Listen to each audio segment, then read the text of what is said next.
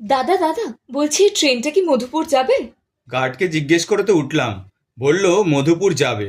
তবে ট্রেনের তো একটা ইচ্ছে অনিচ্ছে আছে, সে মধুপুর না গিয়ে কানপুর বা গোবিন্দপুরও চলে যেতে পারে। বাহ, বেশ বললেন তো। দাঁড়ান, ব্যাগটা এই ওপরে রেখে এখানে বসি। আপনি তো বেশ রসিক লোক মশাই। ট্রেন মধুপুর অবধি যেতে দিন, তারপর রসিক না বেরসিক বুঝতে পারবেন। তা মধুপুর কেন যাচ্ছেন, কোনো কাজে? আর কাজ, কাজের থেকে মুক্তি পেতেই যাচ্ছি। ডাক্তার একটু হাওয়া বদল করতে বলেছেন। রোগ ব্যাধি হলে খুব কষ্ট, বুঝলেন? আপনাকে দেখেই আমার মনে হয়েছে আপনি মারাত্মক কোনো রোগে ভুগছেন। আরে না না, সেরম কিছু না। ওই সব বাঙালির যা হয়, পেটের ব্যামো। হুম, আপনাকে দেখেই আমার আবার ভাইয়ের মৃত্যু শোক মনে পড়ে যাচ্ছে। সে কি কথা? মরবার আগে তারও ঠিক আপনার মতো চেহারা হয়ে গেছিল। বলেন কি? যথার্থ কথা, আপনার মতো তারও চোখ বসে গেছিল, গালের মাংস ঝুলে পড়েছিল, হাত পা সরু হয়ে গেছিল, ঠোঁট সাদা, মুখের চামড়া হলদেটে। কি সব বলছেন মশাই? আমার কি তবে এমন দশা হয়েছে?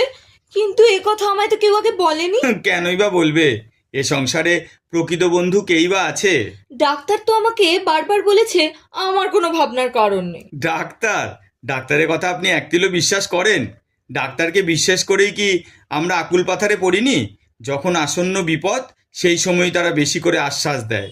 অবশেষে যখন রোগীর হাতে পায়ে খিল ধরে আসে, তার চোখ উল্টে যায়, তার গা হাত পা ঠান্ডা হয়ে যায়। ক্ষমা, ক্ষমা করুন মশাই, আর বলবেন না। আমার গা হাত পা সব ঠান্ডা হয়ে যাচ্ছে, মাথা ঘুরছে। আপনার বর্ণনা মনে হয় সদ্য সদ্যই খেটে যাবে। ও বাবা গো!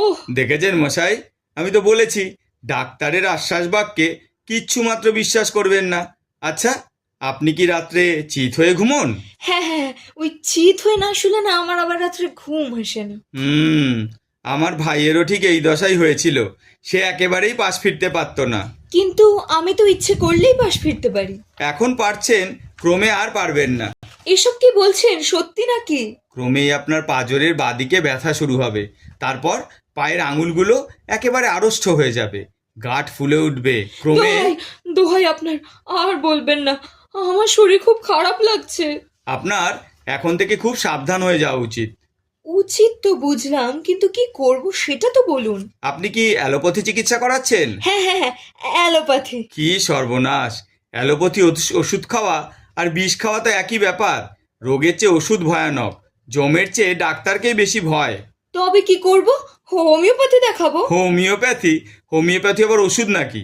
মিষ্টির দানা আর জলের ব্যবস্থা। তবে কি আয়ুর্বেদের কোনো বুদ্ধি দেখাবো? তার চেয়ে খানিকটা আফিং জলে মিশিয়ে খান না কেন? রাম রাম রাম, এসব খেতে পারবো না। কি করা যায় মশাই? না না, কিচ্ছু করার নেই, এ নিয়ে আমি একদম নিশ্চিত। দেখুন, আমি রোগা পাতলা মানুষ, আমাকে ভয় দেখানো উচিত নয়। ভয়? ভয় কিসের মশাই?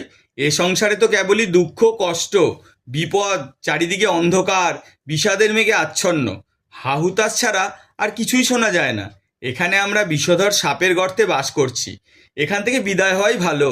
দেখুন, আমাকে ডাক্তার সর্বদা আনন্দে আহ্লাদে থাকতে বলেছে, অথচ আপনার সাথে দেখা হওয়ার পর থেকেই আমার রোগ ব্যাধি হু হু করে বেড়ে যাচ্ছে।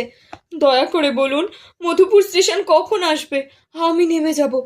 আপনার সাথে আর কিছুক্ষণ থাকলে আমি যে মারা পড়বো। এই সামনে স্টেশনই তো মধুপুর, কিন্তু এখানে এবছর যা কলেরা রোগ হয়েছে তার বলবার নয়। কলেরা? বলেন কি? তবে তো স্টেশনে নামা যাবে না। গাড়ি স্টেশনে কতক্ষণ দাঁড়াবে? আধ ঘন্টা দাঁড়াবে, কিন্তু এখানে 5 মিনিটও থাকা উচিত নয়। কলেরা আবার খুব ছোঁয়াচে কি না। কি সর্বনাশ! আমি আর বসে থাকতে পারছি না। এই এই আমি শুয়ে পড়লাম। ও বাবা গো! ঠাকুর রক্ষে করো। ভয় করা খুব খারাপ, ভয় করলে কলেরা আবার তাদের আগে ধরে। আপনি আমাকে ছাড়লে ভয়ও আমাকে ছাড়ে। আপনি আমার হাড়ে হাড়ে কাঁপুনি ধরিয়েছেন। আপনি শিগগিরই ডাক্তার ডাকুন। আমার শরীর যে খুব খারাপ লাগছে। এখানে ডাক্তার কোথায় পাবো? তবে স্টেশন মাস্টারকে ডাকুন। হবে না হবে না, গাড়ি যে ছাড়ে ছাড়ে। তবে ট্রেনের গার্ডকে ডাকুন। গার্ড আর আপনাকে কতটা গার্ড দিতে পারবে? তবে হরিকে ডাকুন। আমার আমার শেষ সময় মনে হয়ে এলো। ও মশাই, ও মশাই! যা, এ তো অজ্ঞান হয়ে গেল। এই জ্ঞান ফিরলে নিশ্চয়ই আমার মতো বন্ধুর কথা ঠিক মনে পড়বে। সবাইকে নিশ্চয়ই বলবে যে একজন প্রকৃত বন্ধুর সাথে আলাপ হয়েছিল, যে সত্যিকারের রোগীর বন্ধু। নমস্কার।